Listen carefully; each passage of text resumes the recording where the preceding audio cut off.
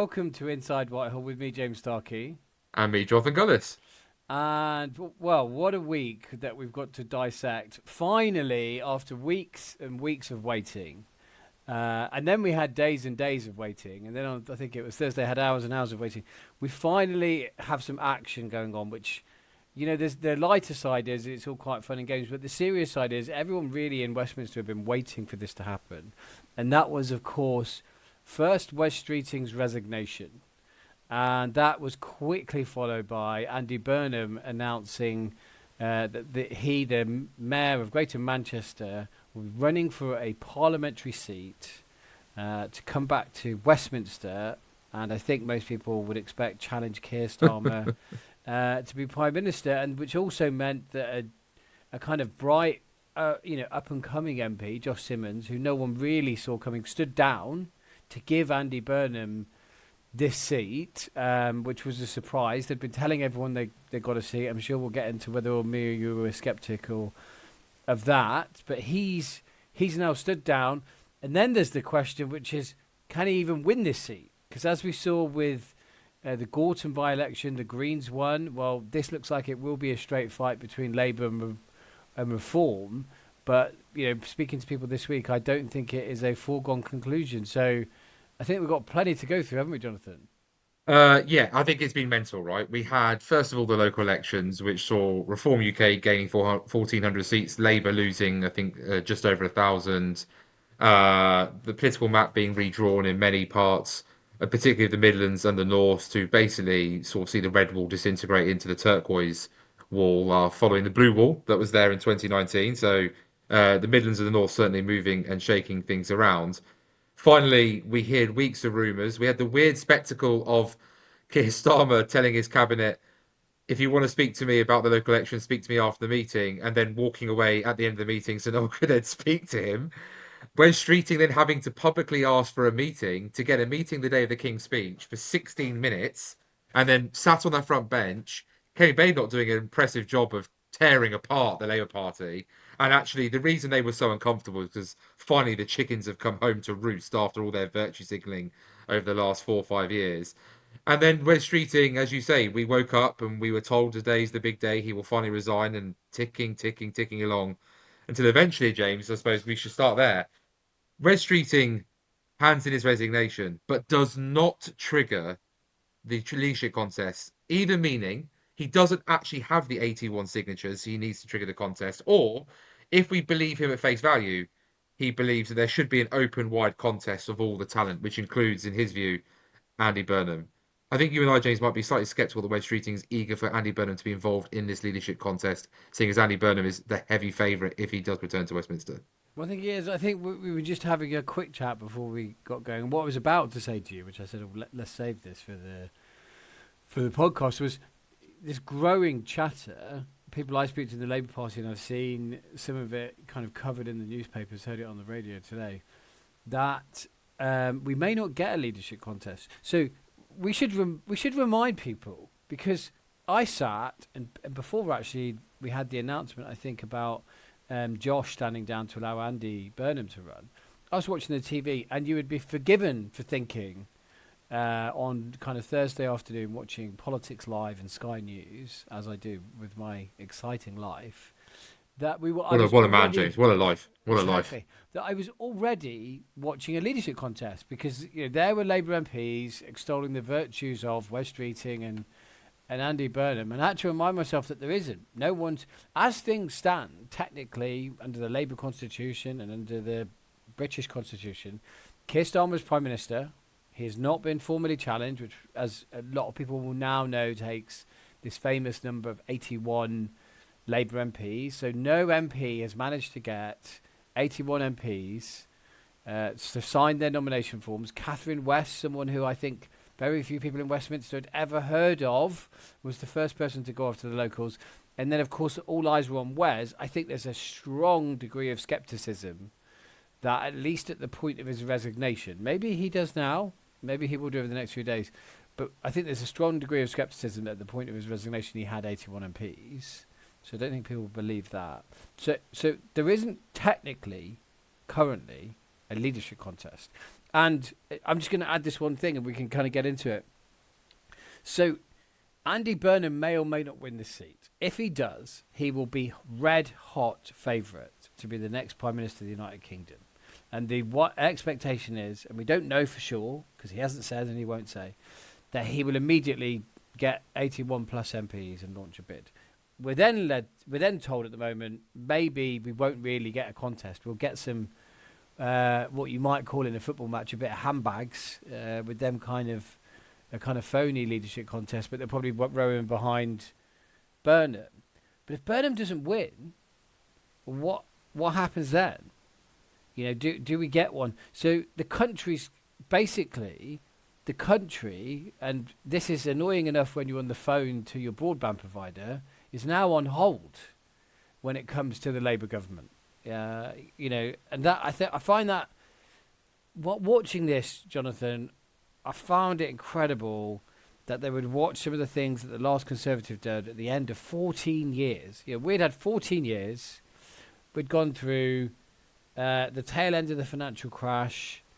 They'd had, you know, one prime minister or two prime ministers, three if you like, had to deal with Brexit and the negotiations to do with that. Then we'd had COVID. Then we'd had Ukraine.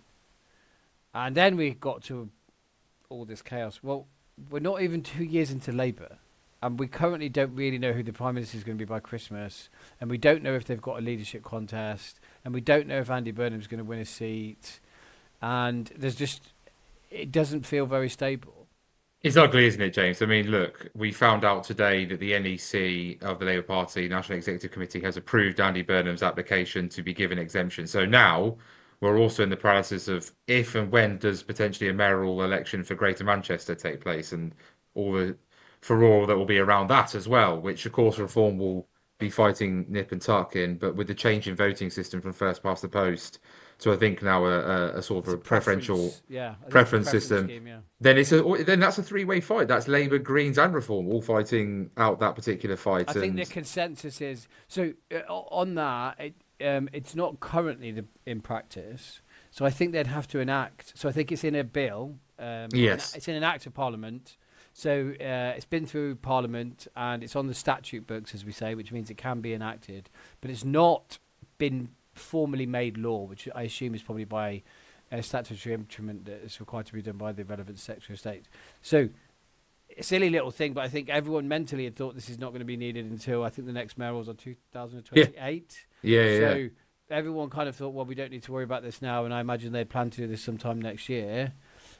They'll have to do it on purpose just for this very, very quickly, and it'll be very, Which very obvious to anybody who is in Greater Manchester why they're doing it. They still might get away with it, they but might get away with it, it but will be it's still gerrymandering. gerrymandering, isn't it? Yeah, It's gerrymandering at its finest. Let's, you and I yeah. both see that, and the public aren't stupid. They see what's going on, and then, like you say, we've got the spectacle now of the people of Makerfield are basically being told in this election. It seems, as you say, clear two-horse race. We know from the local elections literally last week, as we're recording this on the 15th of May, that Reform won every single council ward and gained it off Labour in this constituency. I think it was something like Reform got 50% of the total vote share in the constituency wards, and I think Labour on 22. So absolute domination. Now there is the Burnham factor, and Burnham's people have been very eager to point out that in 2024, in the mayoral election, he won 64% of the vote in that particular constituency, and that he's Mm. from there and around there. And But I'm guessing in 2024, if you look to the vote in that constituency, Labour have done quite well generally, and yes, therefore they obviously won there in the locals last week, right? If everything's yeah, the same as it is in 2024, you're going to now tell me that in all the wards in that area that voted just 10 days ago, obviously Labour cleaned up. Is that correct? no, James, it was a total turquoise tidal wave. I think Oh, Labour lost all 25 councillors, 24 to Reform, and one that I can't remember who the other one was too. But yeah, they lost every councillor in Wigan, and all eight that were up for election in Makerfield went so Reform. maybe the great people of Makerfield don't feel like they do about Labour now as they did in 2024. Is that possible? I think that's possible, James. So now what we're relying on is the irony of Andy Burnham is literally going to be running in secret Reform UK's local election slogan. Vote Burnham, get Starmer out, Yeah. which is going to be Well, quite why remarkable. don't you could go and campaign for him then? Well, I think, well, we're wondering if Keir Starmer's going to turn up for us. I think, to Yeah. be honest with you, because I think there's some great gifts going around with a fake I moustache, and think he's going around doors wearing a joint Farage Starmer campaign visit is not something I had on the cards when it turned the new year. But who knows? Anything can happen these days in who politics. knows? I mean, irony is that for me, I mean, look, for Makerfield, I feel for them, right? Because well, I'll share this. I know there are people out there, and people have been telling me from Reform what it's like on the ground. And as I say, and we're recording this on the 15th. This is the day after this whole thing's kicked off. Lots of people are getting door knocked and asked how are you going to vote, and they're all going, "I voted last week." And they're like, "No, no, for the by-election." They're like, "What are you on about by-election? Oh, your MP stepping down to let Andy Burnham try and become the prime minister." And they've all gone, "What are you on about?" So this is not yet in the full consciousness, because guess what? The Great British people have far more bigger things to worry about than the egos and the future careers of politicians. And I'm intrigued, James, because look, you've done a lot of focus groups and you've worked in polling in the past, Mm. right? This is also a big danger for Burnham/Labour, this by-election, because it's not happening because something tragic's happened to the former MP who's, tragically maybe passed away or due to an illness felt they've had to leave early. This is because Josh Simons has decided Andy Burnham, I think, should be Prime Minister, and I'm basically asking people to vote for Andy Burnham to become the Prime Minister. This is politicians literally playing with the public as if they're pawns in their own political psychodrama. I don't. I'd be fascinated to know I don't think the public are going to react well to that. No, I look. I remember seeing some research during the Conservative time in office when we were having the Liz Truss when Liz Truss became Prime Minister. um, and yeah, but I think people generally basically look at this and I don't think they have a view on a kind of leadership bid or etc. And it doesn't mean they like Keir Starmer. It doesn't mean they liked Boris Johnson at the time. But I think there's a couple of things they think. I think one, they think, hang on, we get to decide this. So we voted in a general election for Boris Johnson in 19, and we voted in a general election for Keir Starmer in 24. We're the ones who get to boot them out, not you MPs. And so I think, one, that annoys them. That's frustrating, understandably. And then I think the biggest thing they think about, and I think that this is where it really damages your party brand, is they think, why are you wasting time on this? Luckily I can afford it, but I notice it that when I filled my car up, I'm pretty sure it cost me about 15 quid more than it did 2 months ago. That's how it felt. I'm like, I look at it and I was like, oh wow, that's gone up. That's like I could feel it went up quite a bit. And so people are doing that. I'm renegotiating my mortgage. It was from 2 years ago. The rate's exactly the same. Hasn't come down. I think at the end of last year, we would have expected another rate or two. I think on the cards at one point was 2 or even 3 cuts this year, of which we're now going to get no further ones. Is what most economists think because of inflation, because of Iran, and I mean, as an aside on that, we've said it before. Labour will blame Iran. We had Ukraine. The Conservative Party had Ukraine. The public didn't listen to it. I don't think they'll listen to Iran. I think they're deluded. If they think they will. But I think what makes things worse, and this went for us and it goes for them, is why are you messing around doing this thing while we've got all these problems? And I kind of joke about it, but it's kind of, well, I think, did I say this to you? If you're a constituent and you go up to your Labour MP and you say, why is it all a bit slow at the moment? Oh, we're having a leadership contest. Oh, we're having okay, who's running? Well, we don't know yet. What do you mean you don't know? So when's it going to be finished? In a couple of weeks? Well, we haven't technically started it. Well, why don't you start it now? We can't because someone else is running another election campaign, which costs taxpayers lots of money, and that means there's another election campaign in Greater Manchester which costs taxpayers even more money before we can have our. And they would just think, what planet are you on that you think this is okay?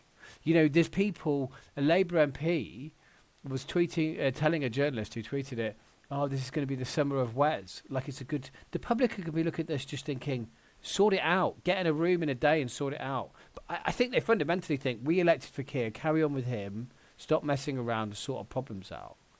But if you are going to do it quickly. I don't know. So, I mean, it makes me angry because I just think How did they watch this? And by the way, there's an argument that all Labour MPs have essentially broken the manifesto and we should have a general election now, because they all literally basically said we won't do all these things the Tories did, and they can point to different bits of language, but they know what they meant. If you'd have said to a Labour MP the day after the victory in 24, pretty much every single one of them, do you think it'd be a good idea to have a leadership contest before the next election? They'd have said, you're barking mad. We would never do that. It's what killed the Conservative Party. And they're doing I, it. I And there totally will be agree with you. consequences for this. There will be. I totally agree with you. And look, let's say Burnham wins on this scenario. Then you've got an all-out election for the Manchester mayoralty, which is just, I think that was projected to be what, 2.5 million? Labour said last time when they blocked Burnham, it's about 2.5 million to run that election. I mean, like you say, at a time when there is a cost of living crisis, the public are not going to be grateful for having to go back to the polls, having already gone to the polls. And the fact is, I think we know now, or it's been briefed anyway, we haven't had it confirmed from the government, but it seems the 18th of June. So the idea is this contest will be Yeah. done within about 5.5 weeks as of when we're recording But, this. but But by the way, five, that's going to be a circus. This is now so going to be a 5 weeks of a circus. so Yep. Makerfield's about to become, and it won't just be local, national media. It will be literally international media descending upon the Mm. people of Makerfield. Can you imagine their letterboxes? They're going to be absolutely furious. The amount of door knocking, leaflets, letters through the mail. It's going to be absolutely absurd, and it is going to be a huge fight. And it's a fascinating fight. And I say this as someone in reform because it's got big risk for reform as it does for Okay, I didn't. Labour. What's the risk for reform? Tell me that. Well, the risk for reform is if Andy Burnham wins, he gets to prove to the Labour Party and maybe prove to elements of the country that he is the reform slayer Mm. and that maybe he is the man who can take on Farage and he can therefore get a majority. And I think that he is the one that probably would have more natural cut through with reform voters in the Midlands and North than any other Labour option. And so, Yes. reform to win a majority government have to win the Red Wall, like decisively, in my view. And so I think that that does run the risk of it will damage morale. It will certainly look like it might stall momentum.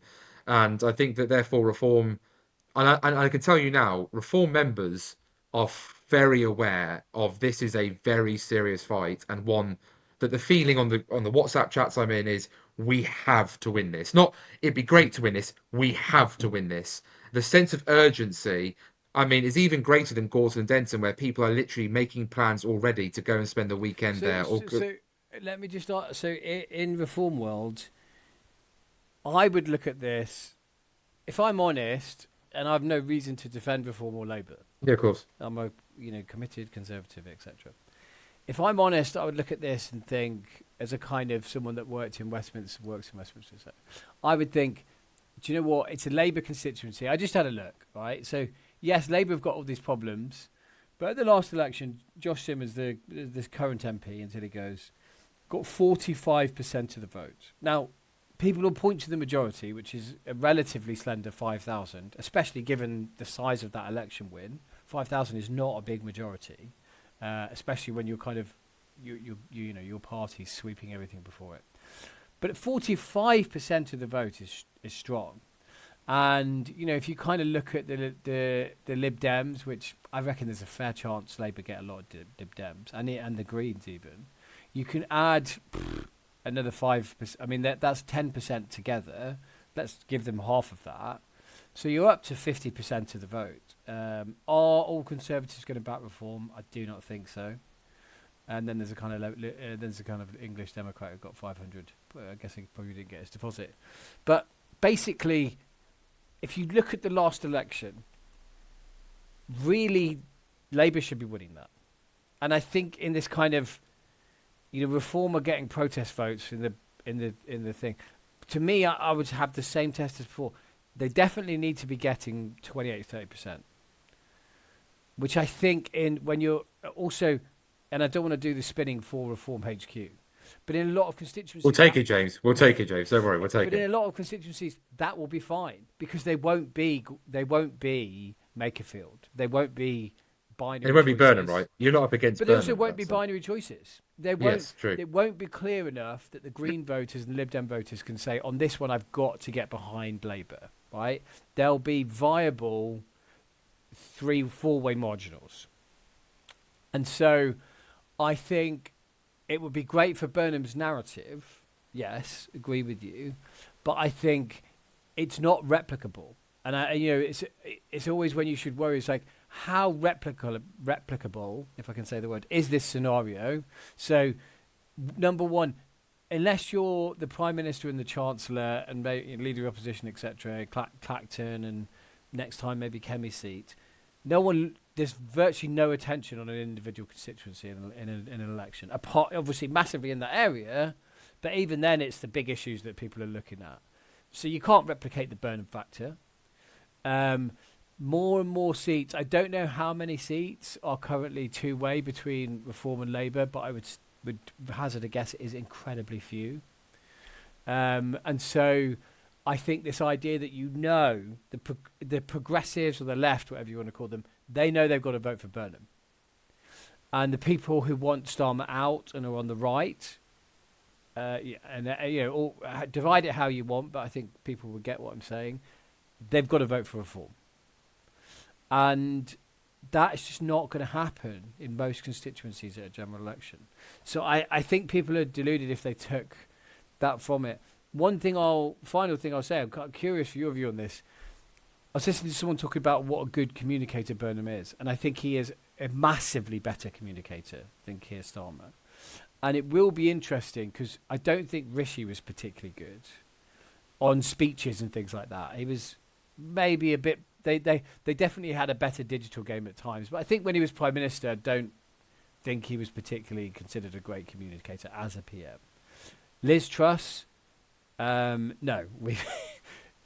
no. So probably since Boris, and I don't think Burnham's at Boris levels, but probably since Boris, we haven't had a solid communicator there. And I think Kemi's proven on the Tory side, but I think interesting for Farage that we're going to have a PM that he hasn't really had to face, and I just don't think we've had as a PM someone who is half decent with the media, someone who can give a speech, sounds like he means it, someone who can probably drop a comment in, ad lib it, and it will be funny or be cutting, whatever.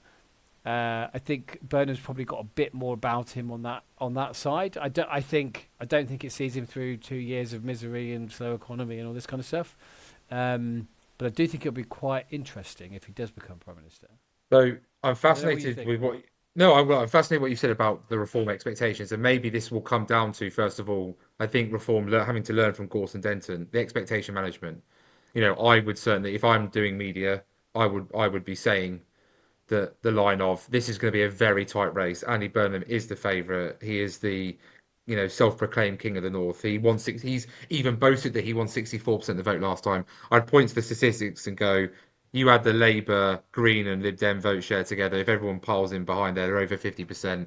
This is incredibly tough, but we're going to throw everything at it because Yeah. obviously I we mean, I don't think think if you that. look at those numbers, at the last election, the majority looked slim, but depends how you read the stats. You look at the percentages, really, I mean, in the sense that if they get just over 50, it could be toe to toe, but it should go Labour's way. They should have the better turnout operation there versus you. Oh, look, let's be honest, their base is going to be, let's be frank, their base is going to be more motivated than it has been for a long time to be there to win it because they want Burnham to come in. Yeah. So if you're a progressive Labour member, you are up there. They will have probably the size of the operation I saw the Greens had in Gorton Denton mobilised because if But Burnham's he'll the have his candidate. own. He'll have his own. So we know. So um, listeners, viewers should understand. Someone was asking me, "Oh, how can I go and work on a by-election campaign? Could I, if they're a Labour person, they were like, oh, do you know anyone?" And they spoke to a couple of people. I said, well, by-election campaigns are weird because the organisation is not super complicated. You're Yeah. not running a big election campaign, really. Then it's not. They're not easy, and they're very, very hard work, but they're not super complicated. There's one person to deal with, Andy Burnham, the candidate, and there'll be maybe it'll be interesting to see on trips on cabinet. But put them aside, they're run by HQ. That whether that's Reform, Conservatives, Labour, they'll be run by the HQ of the party. You never, obviously, by nature, normally have one or two or three and outside at one time. and there'll be a core member of staff. You're only allowed to spend, I think, something like £25,000 once the campaign gets going. So that money goes really, really quickly. If you're, get that goes on your leaflets. You're not hiring super expensive staff because that works out at something like about £5,000 a week, I would guess. So Yeah, yeah. I said, well, you could go up and volunteer there, but I doubt there'll be many jobs floating around. But the interesting thing with Burnham is I went and campaigned a bit with Andy Street. You'll have done far more than me.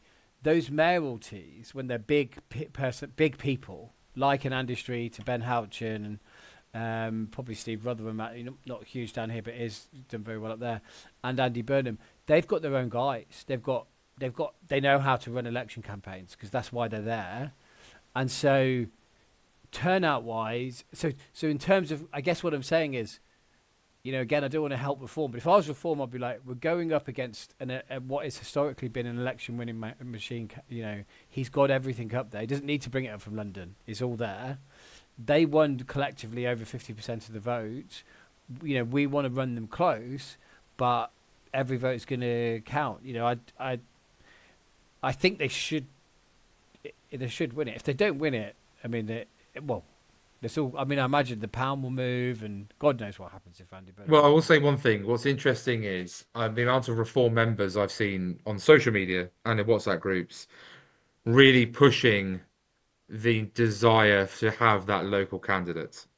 And I feel that there was a lot of discussion after the Gorton Denton by-election about Matt Goodwin and the pros and the cons of that. And I think that for this election in particular, I think that you've already got the ego, the big name in Andy Burnham, and this election's only going to be about. So Andy, when you win, when does Keir Starmer go? Like it's going to be a circus.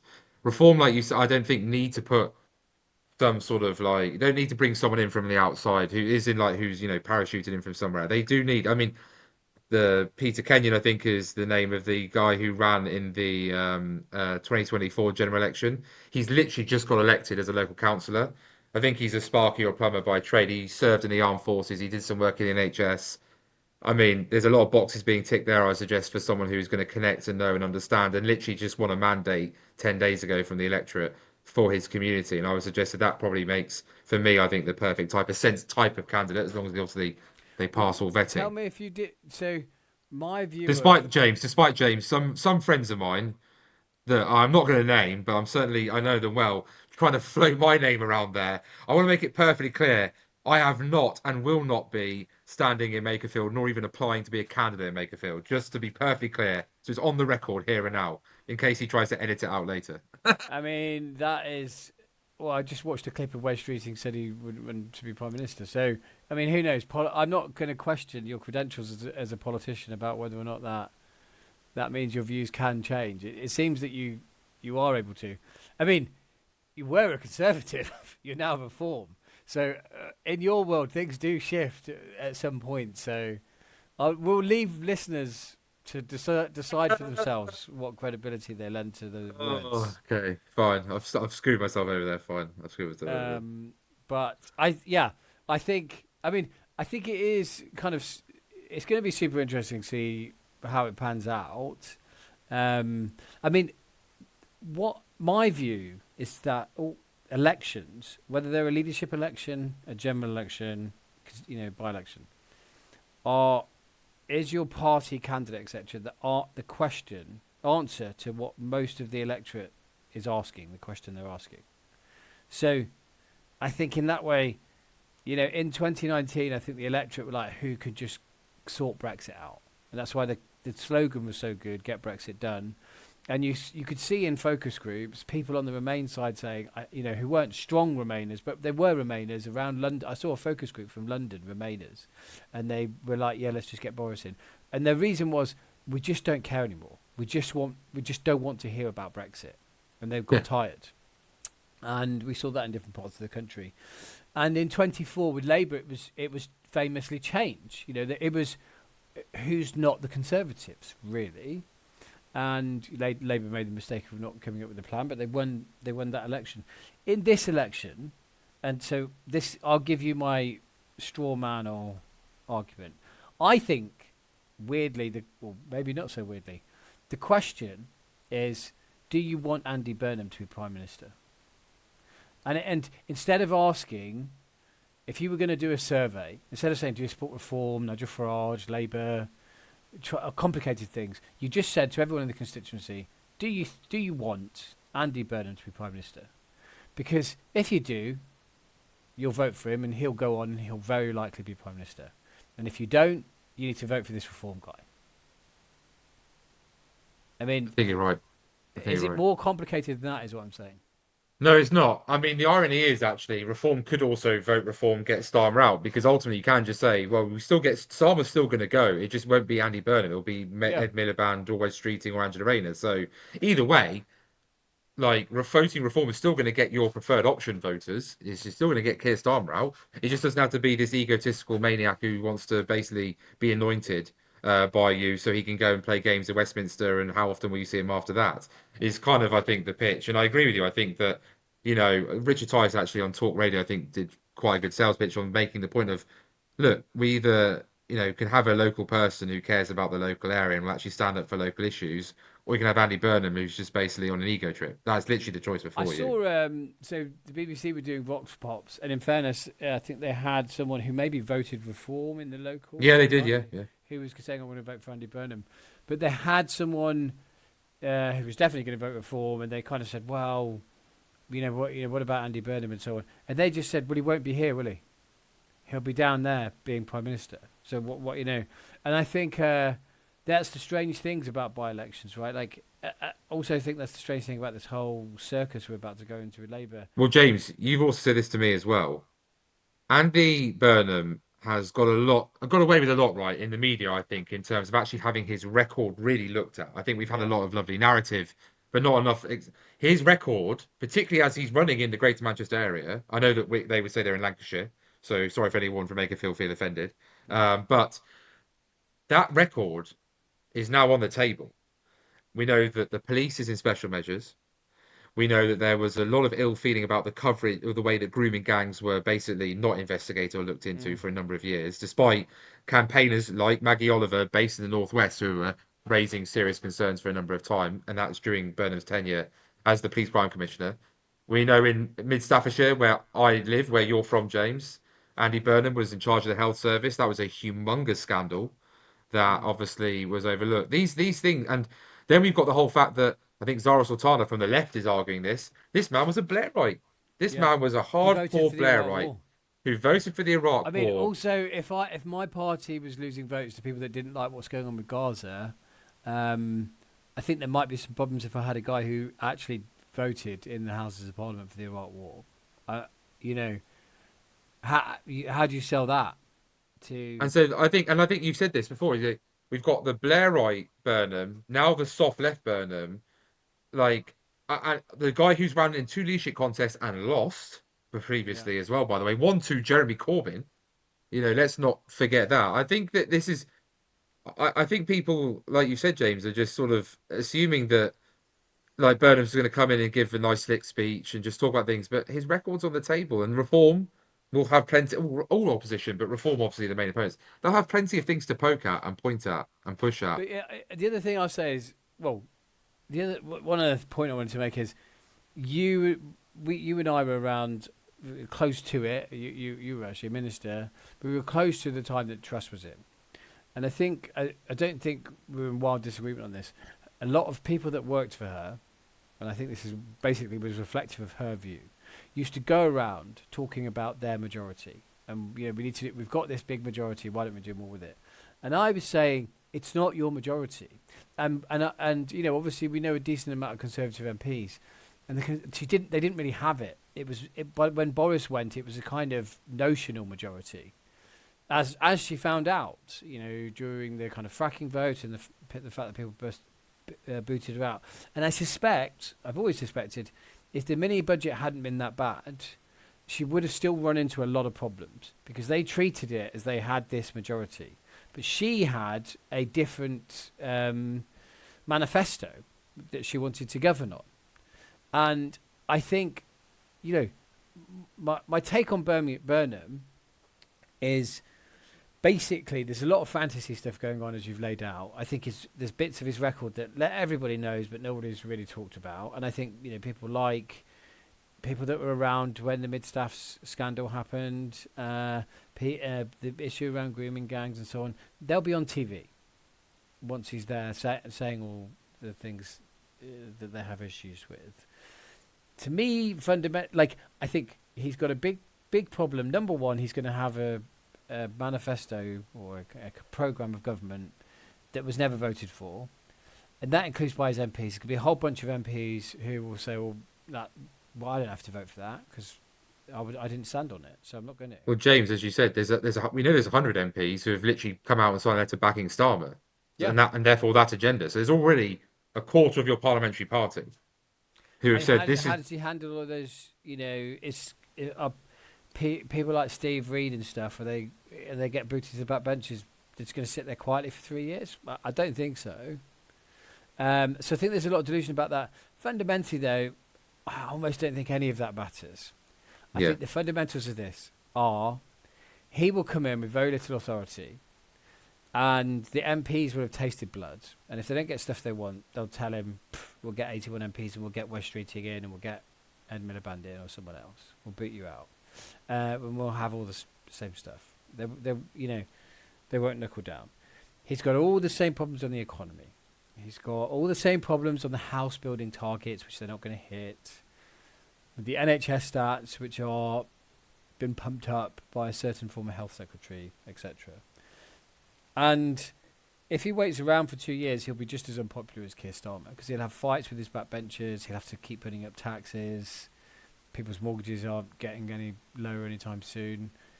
His only chance is if he has an early election. That's it, in my view. I think they might delude themselves to stay in number 10, that we can sort things out in 2 years. But I think unless he goes and gets his own mandate, very, very recent history tells us, the MPs, I think they would have done this to Liz. You were part of that team. With Rishi, there was time when it looked like Rishi might have been booted out just a year after he came in 23. After that, Rishi never did anything. Right? What did Rishi do in government? I remember calling you, James. Remember how angry I was because we basically finished at 3, 4 o'clock most days, and it was like I used to rant and go, "Why am I coming down to Westminster? Like, what's the point Yeah. of being in Westminster? And I Nothing's was in happening." Theresa May's. And Theresa May's, after 17, was the same. Nothing happened. So, and Theresa May would have lost an election had she fought one. Rishi Sunak did. That is what will happen to Andy Burnham. No, I don't disagree with you. I think the Labour Party. I've said this. The brand is already damaged. The Labour brand is tarnished, and so changing face. Look, I'm not. This is not a dig. So look at Kemi and the Conservative. Kemi has net favourability now, the most popular leader. Mm. She's certainly improved. That's the consensus. We all agree with that.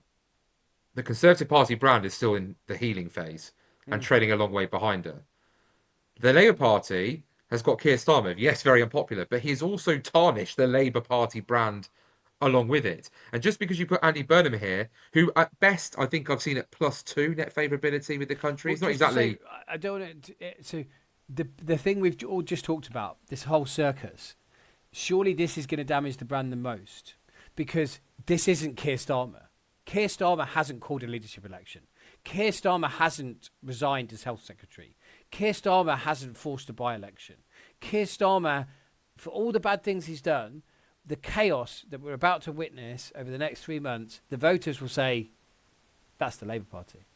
Yes, exactly. And I think there's this delusion that I could see with Labour MPs that were like, "Oh, let's get rid of Keir Starmer." I'm like, yeah, but it doesn't happen in a vacuum. I've been on leadership campaigns. The damage it does to the public reputation, and to be honest, you've just crystallised it for me there about why that is they've now moved it from Keir Starmer to the party, I think. Yeah, yeah. And so this is why I say like Burnham will come in. He'll have his honeymoon period. The media will love it because they've been desperately wanting this story for a while. Let's be perfectly frank about it. And Burnham, in the first month or two, gets away with big vision speeches without any serious substance or detail, which is why they'll have a decent poll bounce. And I agree with you. That's the time to strike and go to the country. because you're still in your vision setting phase and you get to go, this is where I want to go, and this is the direction of travel, and here's a little bit of detailed policy, but I'm not going to give you everything. But at least you can't say you don't know roughly the direction of Mm. travel, and you will get away with it. If you then go past, I think that 3 month mark you've said previously to me before, if you get past the 3 month mark, and definitely past 100 days, I think that it's then obvious you're basically like, okay, I'm going to sit this one out. And as you say, then you've got your budget coming up. Well, the Iran war has absolutely screwed you. And by the way, because of this whole leadership stuff, it's cost us already. The leadership speculation cost the country 5 billion quid just with the gilt markets. Oh, and because you, Andy, have come in and you've previously said comments like the bond markets basically don't matter, they've just added a premium, a Burnham premium on top of Well, all also, UK government borrowing. what's he promising to his backbenchers in the meantime? And then I was about to say this, and then we've got the spectacle of Andy Burnham's about to run in a seat that was 60, I think 60 odd percent Brexit. Is a predominantly white working class community. Immigration is certainly something that is an issue, hence why reform, let's be perfectly frank, have done so well. Andy Burnham is on the record saying that he has opposed Mahmoud's immigration reforms and like raised concerns about them. And so, where's his stance now on even those big national issues? Reform are now going to say to him, "Are you going to keep Shabana Mahmood? Are you going to Mm. keep all her stuff?" Because to win a leadership contest, as you say, to appeal to his members, even if it ends up with a coronation, he's going to have to promise his backbenchers that he'll water down what Shabana says. But to win the by-election, he's going to have to say the complete opposite. So Yeah. how on earth do you get through that? Then you've got welfare. Well, as you said, James, welfare, he's going to be seen as a guy who definitely won't meddle with welfare. So if so Rachel Reeves now can't find the money, or whoever he wants to make chancellor. And If the it's soft true that left will he say, "We didn't bring you in for this." exactly, and then you've got Ed Miliband. And now if it's true that Ed Miliband's going to be the chancellor, which I think we can all agree will blow, is the gift. By the way, that will be a gift for reform. If Burnham wins, then makes Miliband chancellor.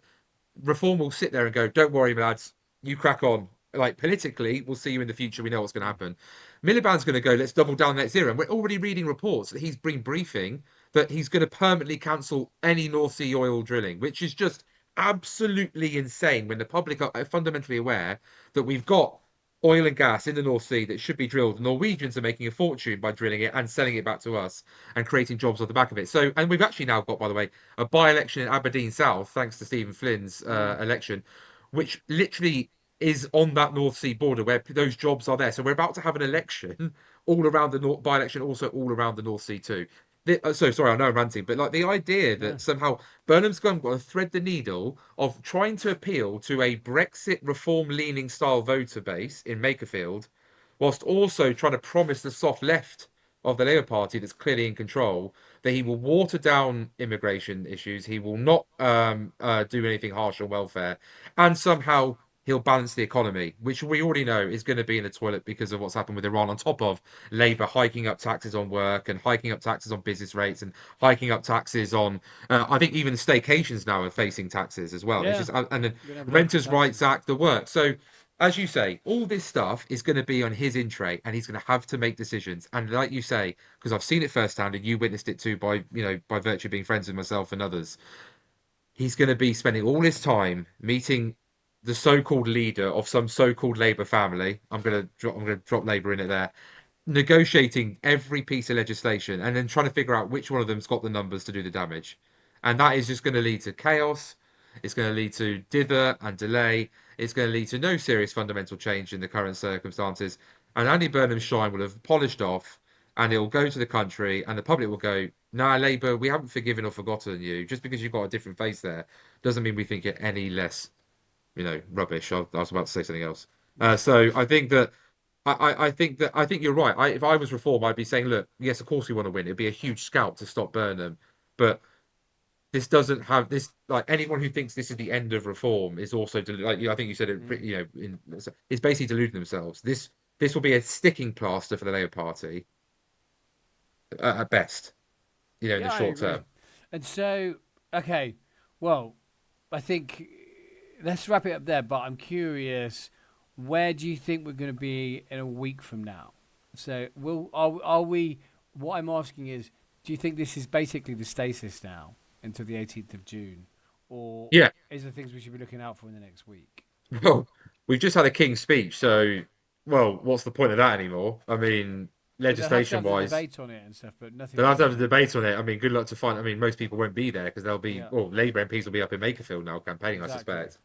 So that's now just a feel for the king. What a time! What a thing to be dragged into the middle of and humiliated, basically about. So we've got Parliament, like you said, Jay. This is even worse. Parliament's in paralysis. Literally, it's on hold.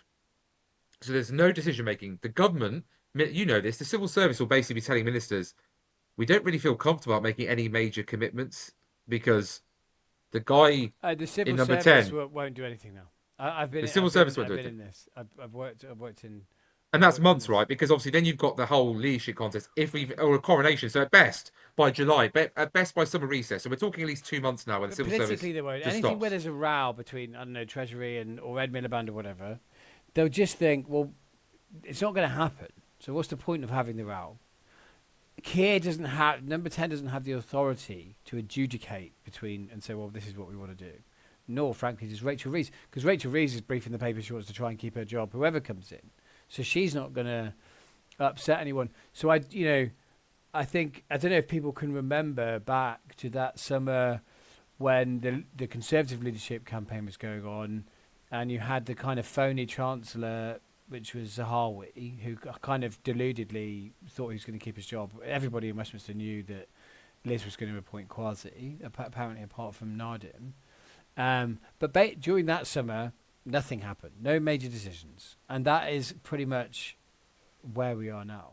So at least 2 months, right? At least 2 months At of least two nothing months, happening. yeah. And then you've got to get the new people in, and they've got to decide what they're going to do. And so essentially in government, September at I best. would say you've lost somewhere between 5 up to 8 months, depending on how quickly they get their act together. And they don't have 5 to 8 months, James. You said this. They don't have 5 to 8 months. No. I mean, that's why his only chance is to come in and call an election.